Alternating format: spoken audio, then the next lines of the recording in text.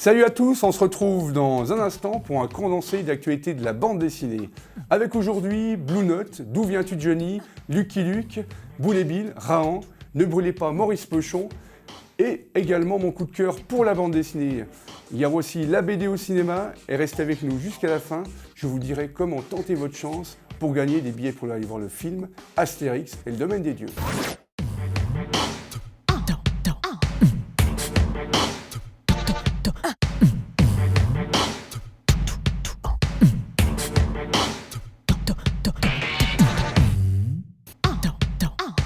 Un petit tour dans les sorties de la bande dessinée à ne pas manquer.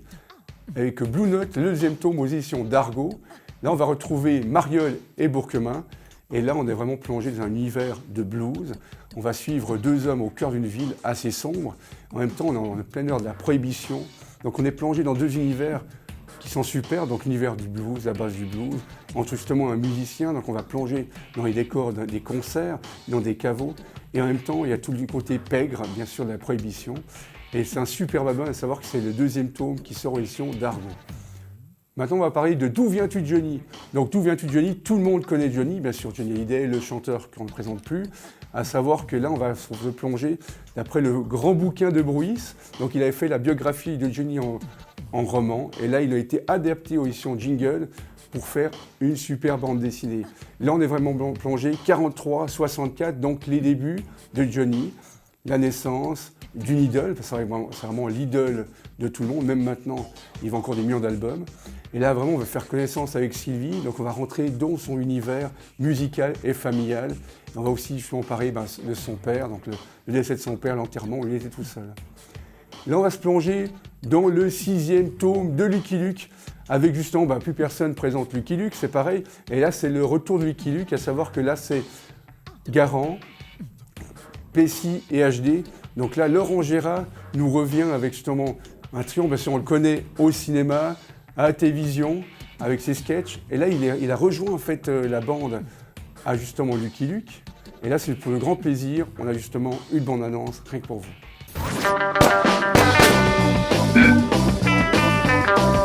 Bonjour, c'est Johnny. Je voulais dire que Lucky Luke, c'est le héros de personnage favori que je préfère le plus dans la BD de bande dessinée.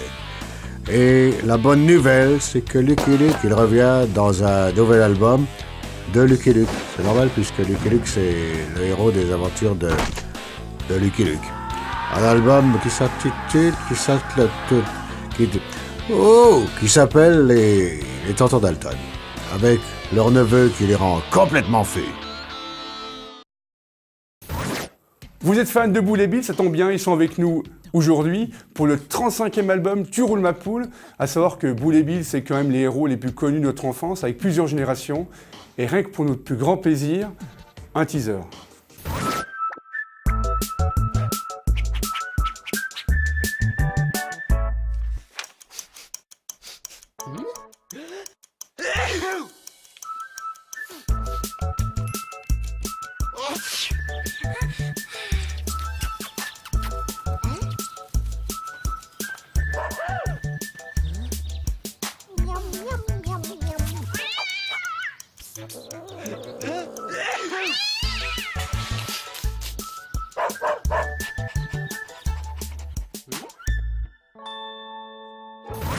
Rahan, le 10e album qui sort aux éditions Soleil, c'est un album collector, à savoir que c'est un album en noir-blanc.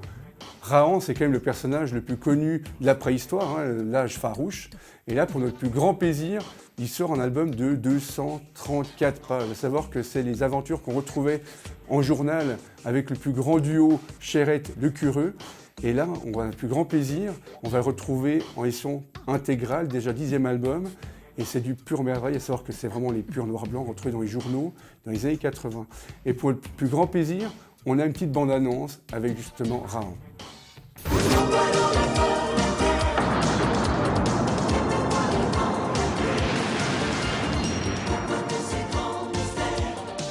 Rahan, l'enfant des âges farouches. Rahan, plus vite que le vent. Plus fort que toutes les vagues de l'océan. Toujours plus loin, Rahan. Rahan, l'enfant de tous les hommes. Apprend et donne ton savoir. Bats-toi, invente-nous des mondes plus grands, toujours plus bourrants. Et par-dessus l'ouragan, bats-toi face aux démons géants. C'est parmi les grands sorciers que ta voix chante la liberté. Crie l'horreur, la faim, le sang, crie l'oubli.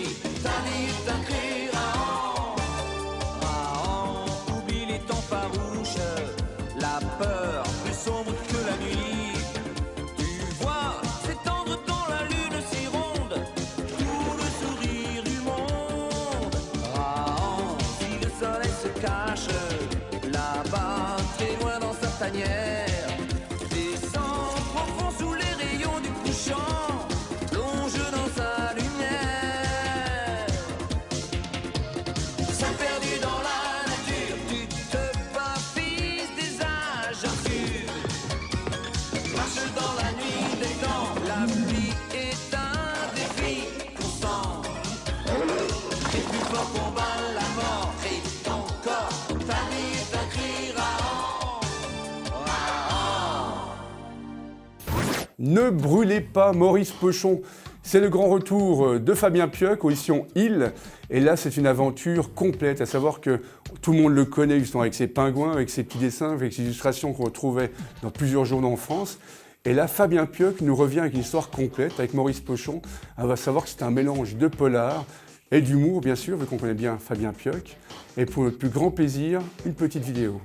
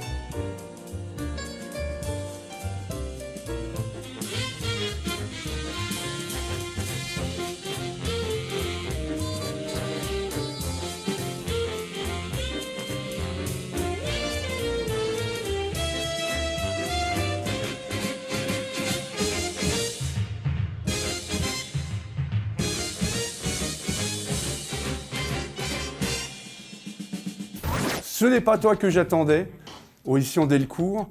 Et là, c'est vraiment une aventure très personnelle, parce que le dessinateur, malheureusement, a une fille qui est née trisomique, mais avec plein d'amour également. Et là, il s'est aventuré à faire une bande dessinée sur la trisomie de sa fille. Et c'est une petite merveille, parce qu'en même temps, c'est une bande dessinée qui était dessinée avec le cœur, on ne peut pas dire autrement. Et ces petites aventures de quelques pages, et en même temps, c'est une petite merveille. Donc, je vous le conseille, ce n'est pas toi que j'attendais, aux éditions Delcourt. Si je vous dis Walking Dead, tout le monde connaît la série à la télévision. Et là, Delcourt sort le 21e album en bande dessinée. Mais à savoir que la BD a été sortie bien avant que la série que tout le monde connaît. Parce qu'en fait, c'est le cinéma qui s'est intéressé à la BD. Donc c'est vrai qu'on retrouve souvent par rapport à ça la BD au cinéma. Et là, en fait, la série télévisée a été sortie en fait de la bande dessinée. Donc pour tous ceux qui sont fans de morts-vivants, un peu d'horreur, un album que je vous conseille également. Dr Watson, premier tome aux éditions Soleil. Donc là, on est plongé en 1891, après la mort de Sherlock Holmes, à savoir que Watson était quand même le héros secondaire, et grâce à la bande dessinée, il va être devant la scène, et on va vraiment se plonger dans un univers très glauque, très fantastique, entre l'alchimie, justement, de ce monde merveilleux des années 19e, et pour notre plus grand plaisir, c'est une BD que je vous conseille, moi j'ai vraiment adoré, aux éditions Soleil. Mon coup de cœur est pour Michel Janvier. Michel Janvier, c'est un dessinateur qu'on ne présente plus non plus. C'est à lui qu'on doit les aventures de Rantanplan. Il a bossé pendant des années justement avec Maurice. Il a fait plusieurs aventures dans les icônes pour les fans de musique. Et là, on a une petite séance avec lui. Donc tout de suite avec Michel Janvier. Michel Janvier, bonjour. Bonjour. C'est une grande chance de t'avoir. Tu as posé en fait ton cheval de Lucky Luke pour venir nous rejoindre, c'est un peu ça. Voilà, un petit passage en Suisse, un de plus. On me voit de plus en plus Voilà. souvent ici. Donc tu as quand même plusieurs séries, donc c'est toi le dessinateur officiel de Rantanplan, c'est un peu comme ça qu'on peut dire. Oh, un des deux dessinateurs, puisqu'il y a Vittorio aussi, voilà, mais j'ai fait 13 albums avec le chien. Et tu as commencé la BD avec Maurice, avec Lucky Luke. Paradoxalement, mon tout premier album, c'est un Lucky Luke que j'ai fait il y a déjà un peu plus de 25 ans. Comment s'est passée en fait la rencontre? Comment est-ce que tu es rentré dans le milieu de la bande dessinée avec? Alors d'abord j'étais illustrateur et puis en fait j'ai pris le parti à un moment donné d'essayer de faire de la reprise de séries, soit par le merchandising, soit directement sur des albums. Et on m'a mis donc sur l'univers de Maurice à la fin des 1980, donc je parle en français, donc Oui. 80. En 80. Voilà. En 80, Voilà. voilà. Et puis ça a duré 20 ans. Donc tu étais fan de western, fan de cet univers-là en fait? Pas spécialement. Pas spécialement. Non, j'ai pris un peu ça comme un travail de commande au départ, et puis je me suis un peu approprié le personnage quand même au fil du temps. C'est vrai qu'on pense à toi, on pense, t'as deux casquettes, donc on pense justement à l'univers Lucky Et tu as un Luke, chapeau. Rantanplan. Voilà, le chapeau de Lucky Luke, c'est pas le même. Mais tu as le côté vraiment musique. Dans la série, ce sont les musicaux. Voilà, les musicals, il y a 4 albums, peut-être bientôt d'autres. Série là que j'ai créée et dans laquelle je mets en scène des enfants qui montent un groupe de hard rock en zone rurale et c'est une catastrophe, quoi. Donc c'est tes enfants là-bas, c'est ça? C'était mes enfants qui ont grandi maintenant, mais c'est eux il y a une quinzaine d'années. Et ce qui est dingue, c'est que tu es fan de musique, donc on te retrouve partout dans les festivals, parce que là, tu fais vraiment de la photo et tu es vraiment reconnu en tant que photographe. Beaucoup de photographies de concerts, pareil, depuis plus d'une vingtaine d'années, de manière vraiment intensive depuis 7-8 ans, avec déjà une cinquantaine d'expositions. Donc c'est vrai, est-ce qu'un jour, on peut imaginer de voir un livre en photo Alors il y a déjà quelques éditeurs rock qui ont publié des photos de mes photos sur des biographies. Par exemple, il y a une biographie de Slash, l'ancien guitariste des Guns N' Roses, où c'est toutes mes photos qui ont été publiées dans une traduction d'un livre américain. Et il y a un superbe album que j'adore, qui est sorti chez Bambou, où justement, c'est un peu l'envers du décor, vu par rapport aux musiques rock. Voilà, donc Rock and Vrac, qui est sorti en 2011 et qui est un recueil un peu de tout et n'importe quoi, surtout de n'importe quoi autour du rock, du hard rock, du rockabilly, toutes les périodes en fait, depuis le blues jusqu'à maintenant. Et moi je trouve que c'est une petite merveille parce qu'on retrouve les anecdotes. Et c'est vrai que c'est sympa parce qu'on se plonge dedans comme si on allait à un concert et puis on se retrouve avec un grand sourire à la fin. Voilà, c'était un travail d'équipe avec 5 scénaristes. Il y avait Rock, Cazeneuve, Chanoana et quelques autres qui ont chacun choisi leur genre musical pour me faire des petites histoires de 2, 3, 4 pages. Et là, tu nous reviens du côté de la Suisse. Tu vas attaquer en fait un monument suisse, c'est Joe Siffert.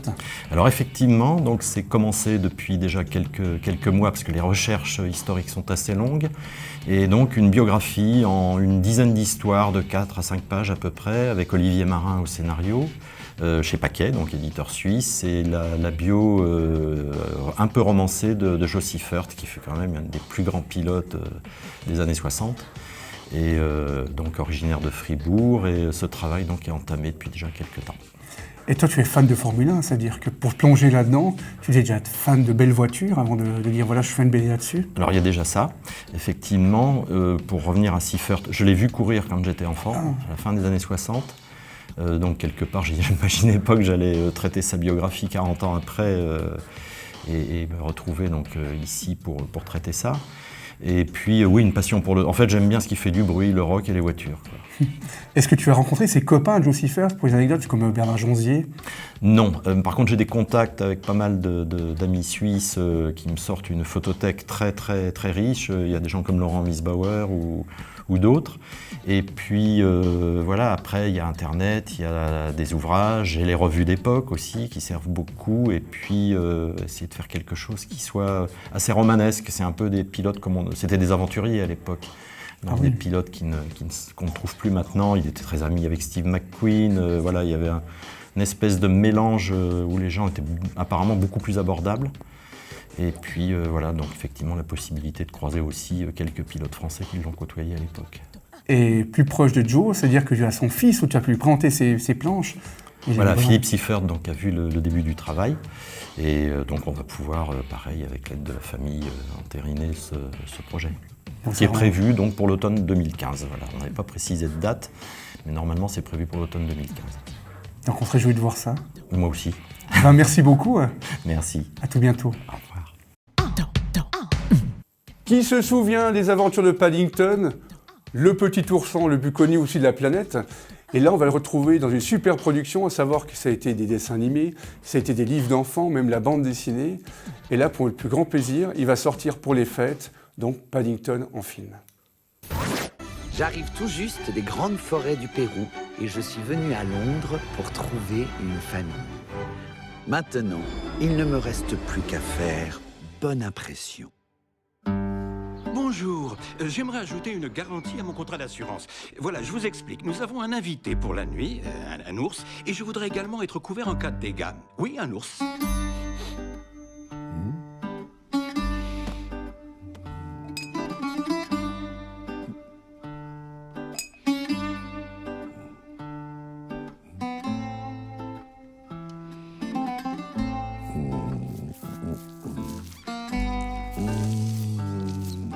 Un grizzly? Pas vraiment.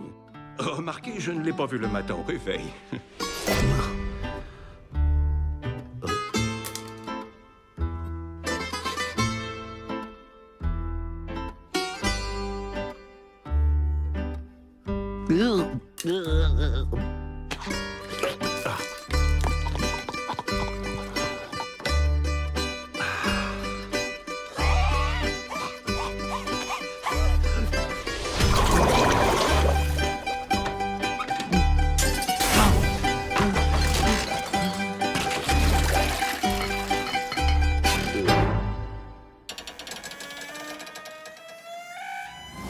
Ce Noël,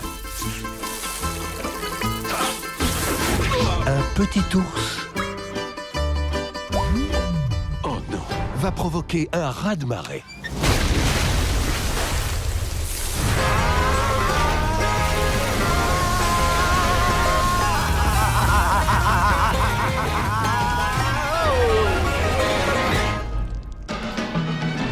Par le producteur de Harry Potter.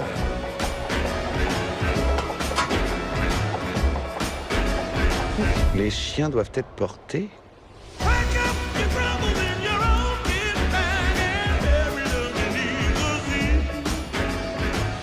Paddington.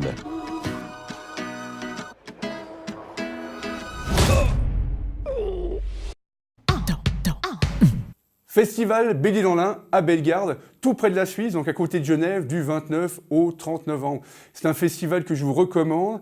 C'est une petite merveille. En même temps, c'est à côté de la Suisse, c'est tout près. Mais il y a plein de dessinateurs. Il y aura Max Cabane qui sera là. Donc Max Cabane, c'est un des tout grands dessinateurs de maintenant. Il y aura Gilson et plein d'auteurs comme ça. Une autre date que je vous conseille, c'est Titeuf s'en mêle les fils. Donc c'est une pièce de théâtre dans le domaine de Titeuf, le monde de Zep, et c'est à Carouge, donc c'est au Grand Théâtre de Carouge du 1er au 30 novembre, et c'est pour tout le monde, c'est-à-dire que si vous êtes un fan de Titeuf en étant enfant ou adulte, je vous le conseille. Vous êtes fan d'Astérix, ça tombe bien, vous pouvez tenter maintenant de gagner des billets pour aller voir le film Astérix et le domaine des dieux. C'est facile, vous allez directement sur le site tvm3.tv et je vous tiens les pouces pour gagner les billets.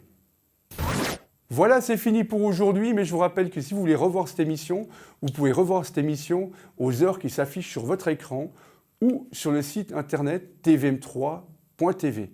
À tout bientôt, bye bye.